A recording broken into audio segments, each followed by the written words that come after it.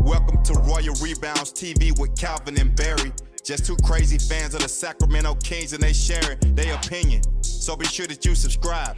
It's for the fans, by the fans. Whether you chilling on the couch or wilding in the stand. For laid back conversations about the Kings, subscribe here. Staying down until we come up thinking this gonna be our year. We're here drinking beer, talking about the Kings. Be sure you subscribe so you can hear that bell ring. Yeah. What's up, Kings fans? Welcome back to Royal Rebounds, a YouTube channel for Kings fans by Kings fans. Well, Calvin, the Sacramento Kings lose tonight 114-126 to the Golden State Warriors. It looked like it was going to be a blowout. The Kings were able to come back somewhat in this game. They end up losing it again at the end. No Fox, no Bagley, no Davis. We see a new career high by Davion Mitchell. And the Warriors made 23s tonight. They sure did. They had 13 in the first half for a team that averages 14.5 made threes per game. Pretty wild. We're going to talk about that. We're going to be talking about some trades, a bunch of fun things coming up. So make sure you guys stay tuned. We'll be right back with your Kings Nightcap.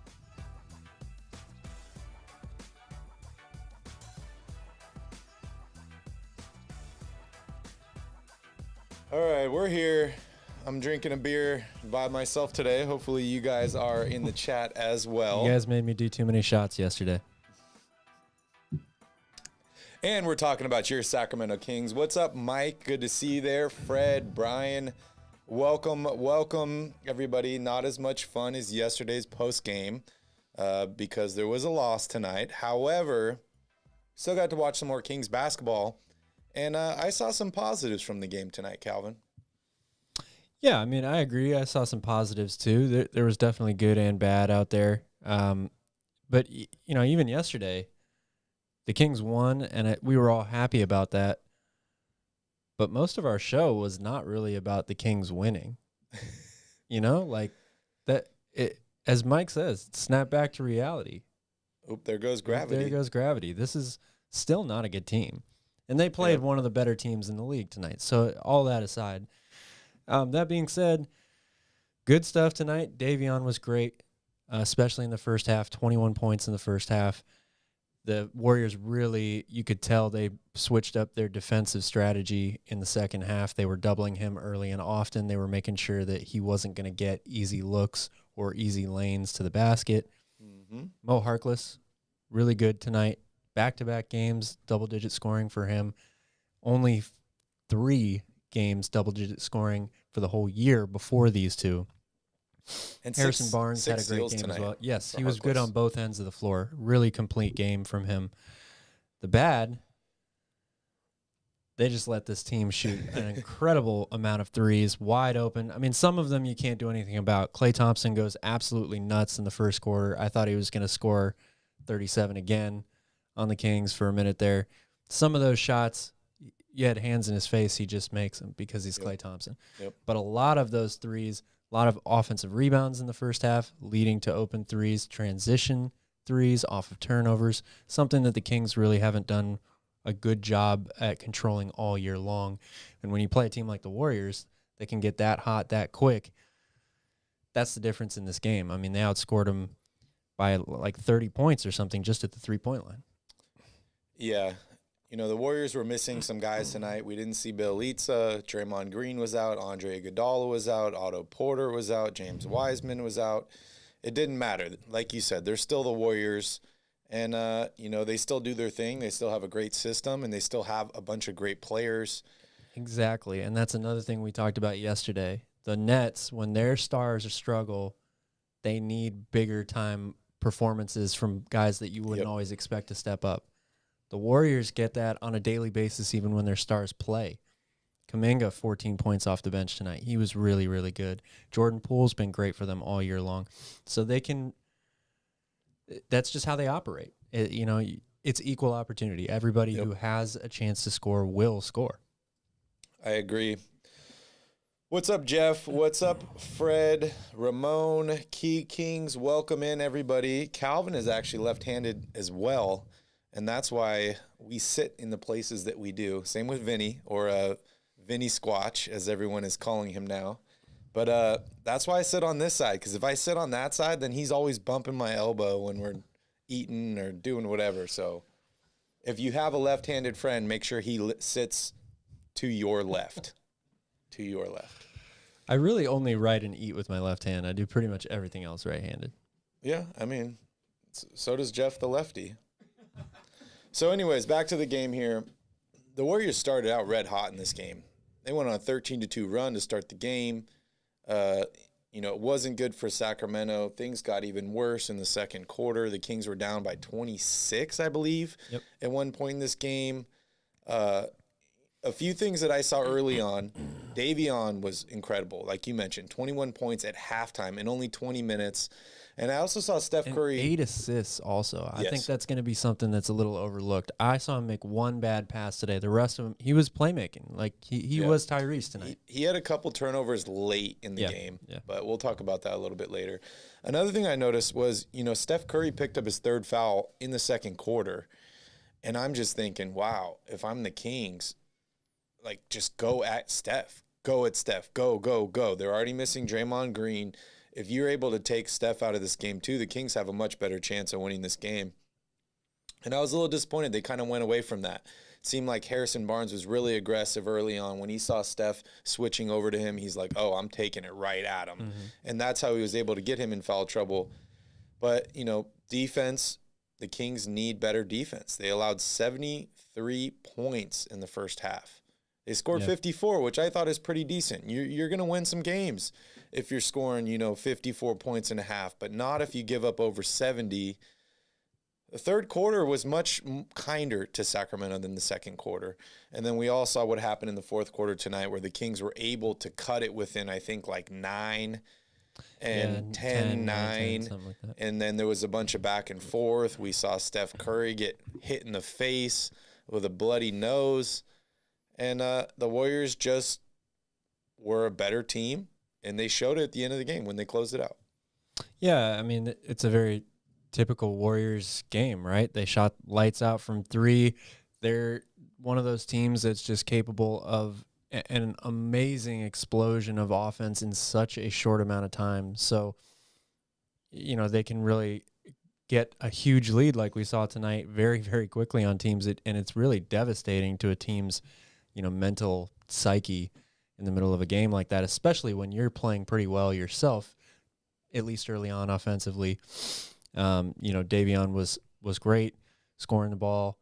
On, most other nights when you don't give up 13 made threes in the first half, you're going to be right in this game at halftime, feeling good about it.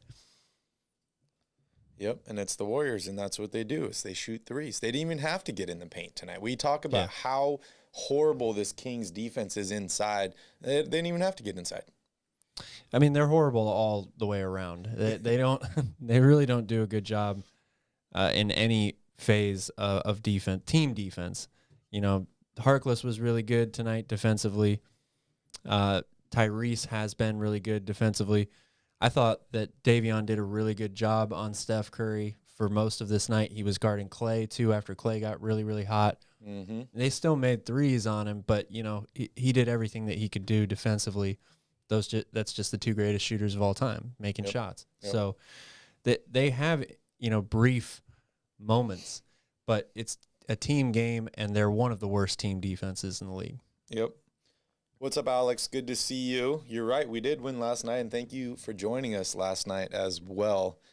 No De'Aaron Fox again tonight, Calvin, and I got an update on De'Aaron Fox, but I'm going to make you guys wait until Around the Crown, and we'll mention some more potential news on De'Aaron Fox and what exactly is going on with him and his sore ankle. Kyle, let's do your keys to the game first, and then we'll do box score. I didn't write the keys of the game for this one, so right. Of course they lost, but that's okay. All right, well, you can have the keys to the game for the Thunder. How about that? Number one tonight was bench points. The Warriors blew them away. 55 points for the Golden State Warrior bench, just 31 for Sacramento. The big difference, though, Kings only played 3 guys off their bench. They played 8 guys tonight. The Warriors played a ton of guys, and they had a lot of really good production from guys like Kuminga and Jordan Poole and so forth. Number 2 was share the ball. They did that tonight. 29 assists. Davion and Tyrese Haliburton combined for 14 of those from your starting backcourt. That's great. You take that on any night. And then number 3 was finish possessions early. This is something they didn't do a good job of. 9 offensive rebounds for the Warriors, second chance points, a lot of open threes off of those offensive rebounds or wide open dunks. There were 2 threes in a row taken by Klay Thompson after he had gone ballistic, where the Kings players basically just said, hey, it's Klay Thompson shooting it. It's going to go in, and they all just stood there. Pretty much everyone on the court just stood there because they expected it to go in. Can't do that, obviously. You have to still focus and be in the right position and hustle for the rebounds. You'd think his name was DeRozan. You'd think it was. Because when he shoots it, it goes in. Jonathan, thanks for joining us. We're going to talk about trades in the next section after we're done breaking down the game. And also tomorrow, we're doing another episode of the Royal Report. We're going to be talking about trades. We're going to have an interview with James Ham. So make sure you guys stick or just keep up with us. Keep up with the channel. Hit that notification cowbell, and you'll find out when we put out these new videos. But we're going to dive into trades. We're going to talk about the Pelicans. We're going to talk about all that in about maybe 10, 15 minutes after we finish wrapping up the game here. All right, Calvin, let's dive here into the box score. Yeah, so as you mentioned, Davion Mitchell, one of the best, if not best games of his, or the best game of his young career so far. 26 points, career high, 11 of 17 shooting, 3 of 5 from 3 to go along with 8 assists and a steal, only 2 turnovers also. And those were late. They were very late. And he held the ball or, kind of operated the offense for the majority of this game. Tyrese played 36 minutes, but there were times where I was like, is he even out there right now? He just kind of disappeared again. 10 points for him to go along with 6 rebounds and 6 assists. It's a decent all-around game, but only 3 of 11 from the field. He didn't get his first points until very late in the game. He had a big 3 late in the game, and then there was another one in the corner that if he would have hit that, it would have brought the Kings within 6 or 7. Yeah. It would have been a huge shot. Yeah. But another one of those concerning moments where you're like, I get it, Davion was playing really, really well, and so they kept looking to go to him. But it felt the same way as when De'Aaron Fox is out there. Tyrese is kind of just waiting, for his opportunity, but he's more passive than he is aggressive. Harrison Barnes was big again tonight, 25 points, 8 of 11 from the field, 8 of 9 at the free throw line, his normal efficient self, 5 rebounds, 3 assists. And how about Damian Jones with 17 points, 4 rebounds, and 5 assists from him in 24 minutes off the bench. This is one of the best games I've seen out of Harrison Barnes in a long time. We talked about how hot he started out this season, shooting above 50% from three-point range. But I just love the efficiency tonight. 8 of 11. Yeah. 8 of 9 from the free throw line. I think games like this, the Kings have a good chance at winning if he can do this. And they can get a little bit of production from the bench. Damian Jones, another amazing game for him and very efficient as well. But then again, Buddy Hield comes in with another 6 points off the bench. He's playing 27 minutes. He didn't shoot horribly tonight, but still, every time I hear that Buddy's heading to the basket, it just does not sit well with me at all. I know he only had 1 turnover tonight, and that was late in the game as well, when he just coughed up the ball at half court and the Warriors go and have an easy layup. But it sucks that I keep, diving into Buddy, but he played well the other night. I said he had a good game. He played like shit tonight. Yeah, not a good matchup for Buddy. I mean, when you're basically your only strength on the court is 3-point shooting and you play a really solid defense, not just really solid, one of the best, if not the best in the NBA. Great team defense. They can switch all screens. They've got many versatile players that guard multiple positions. It's going to be really difficult for you to get off an open shot because they know that's what you're looking for. They're forcing you to drive into the lane. Mm-hmm. They're not going to let you sit and take that open three. And for a guy that needs to get a couple of shots to fall for him in order to get into that rhythm and then have, himself a really good game, playing teams like this, very, very difficult for him to get going. Yeah, we got to give a shout-out to Klay Thompson. 23 big points for him tonight. I think Brian said here in the chat maybe he should get drug tested after the game. I don't think that's going to help the Kings, but I'm all for it. Another 20-point game for Steph Curry. I just love the balance of this team. You're missing a couple starters, but you look at it. 12 shots for Wiggins, 11 for Curry, 11 for Thompson, 10 for Kuminga, 11 for Lee. Like, this is a very well-balanced and a well-run team, and that's one of the biggest reasons why they're so competitive and why they play well even when they are missing, some of their star players. You can say that about any of the good or better or best teams in this league.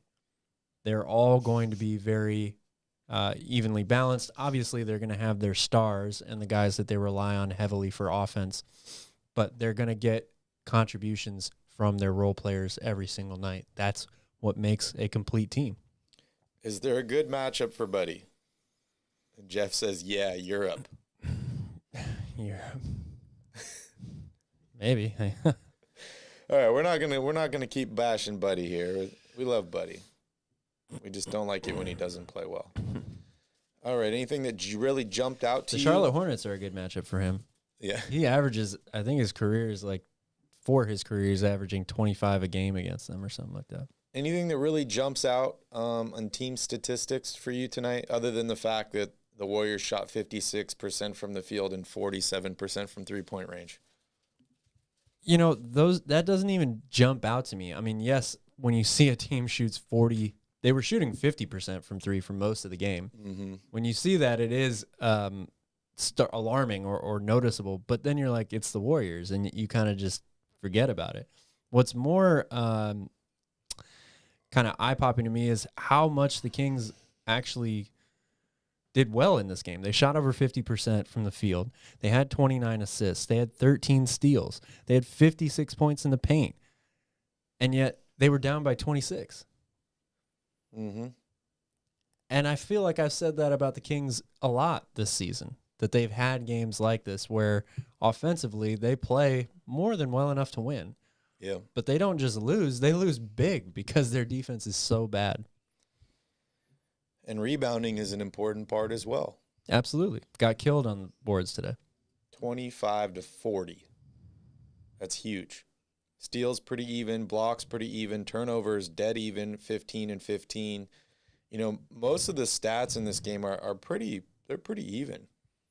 Other than the fact that the Kings were up by 2 and the Warriors were up by 26 at one point in this game. All right. Michael wants to trade Fox and Tyrese. Wow, that's a bold strategy. We'll talk about that in the next section, so make sure you stay tuned for that. What do you think about Rashaan Holmes tonight, Calvin? 24 minutes, 4 points, 4 rebounds, 3 assists, a steal, a block, a couple turnovers. He was in foul trouble. He was, which that we're not really surprised to see. I mean, that was one of his biggest issues last year, in a year that we all thought, or most people say that's a career year for him, but he got himself into foul trouble early so many times and limited his effectiveness late in games. So he definitely still has a tendency to do that. But as far as what I'm seeing from him now, it's just more of the same. I don't really know what's going on with him. I don't know why the Kings aren't really playing him a bunch of minutes, or the type of minutes that we were used to seeing him play before he got hurt. He doesn't really seem to have the same impact or effectiveness on the game. Tyrese and him, I don't really see them run pick and roll much anymore together, whereas in the beginning of the year, that was pretty much unstoppable. I'm not really sure what to make of what's going on with him. It's so strange. It really is such And a I strange thing. I think I see him second guessing himself out there too. There are a couple times today where I saw him catch the ball with a good look at the basket right around the free throw line. Over the past couple of years, we've come so accustomed to seeing that be an automatic push shot, which is usually automatic and goes in. He doesn't even look at the rim in a couple of these instances when he catches the ball. Or he hesitates, takes a dribble, goes into a spin move, turnaround hook shot, which is so not his game. Yep. I mean, he's got a chance to make that, but it's the percentage chance of him making that open push shot at the free throw line is probably more than double what it is him driving into a defender and turning into a spin hook shot. Yep. I got to give some more praise to Mo Harkless. I love what I saw out of him tonight. 18 points. You know, we have been pretty critical of him because he has not played well offensively at all this season. You know, we talk about the defense. We talk about some leadership skills from him. We've seen him yell at mostly Buddy Hield a lot on the sidelines. Yep. But 6 steals tonight for him and 18 points, 7 of 12 from the field. I loved what I saw from Mo Harkless. I don't think he's capable of doing this regularly, which is why I was against him in the starting lineup in the first place. But obviously the Kings are dealing with injuries. You got to kind of move guys in and fill them in. But, you know, you look at just the stat sheet here, maybe minus Rashaan Holmes, you think, oh, maybe the Kings win this game. You know, they get a good game out of Davion Mitchell. They get a good game out of Harrison Barnes. Mo Harkless stepped it up too. Damian Jones. They end up losing tonight, and, I mean, it's the Warriors, so no one really expected them to win. But I want to give some more love to Mo Harkless. He did. He had a really good game. The problem with him is that he just has been up and down all year. And Gotham's right. Like, he's even been in and out of the lineup, which you can say for a lot of these Kings players. Now, I realize you make a coaching change that early on in the season, that's going to definitely affect the number of minutes that a lot of these guys or a lot of the players on your team get. Marvin Bagley, a perfect example of that. But we've seen as the year has gone on now, all of these guys are just in and out. You never know what to expect, who's going to play. Tristan Thompson, Alex Len, Mo Harkless, Metu.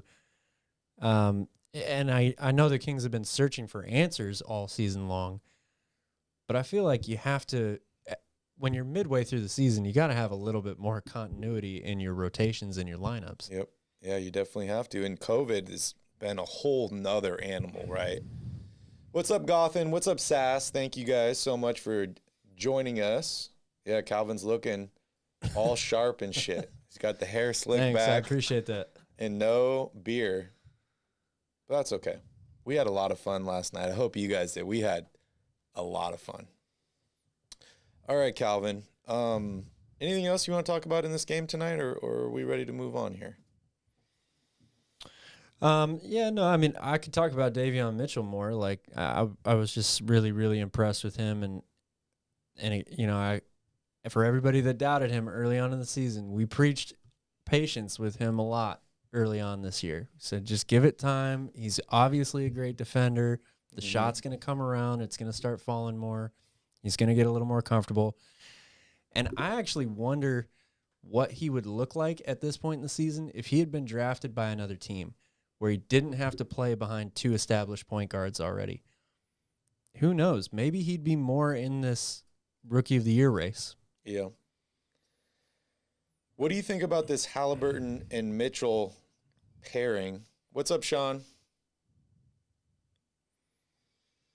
The Haliburton and Mitchell pairing? Yeah. I like it. I mean, I didn't like it today because, again, it's one of those things that just worries me about Tyrese. It's like he can be the only person in the backcourt in order for him to be aggressive and have a good game offensively, minus the assists. He's always going to be doing that. But today, you know, Davion was so hot, and he was finding teammates too. Him and Damian Jones had a great connection early on. He had like 3 or 4 assists to him right away.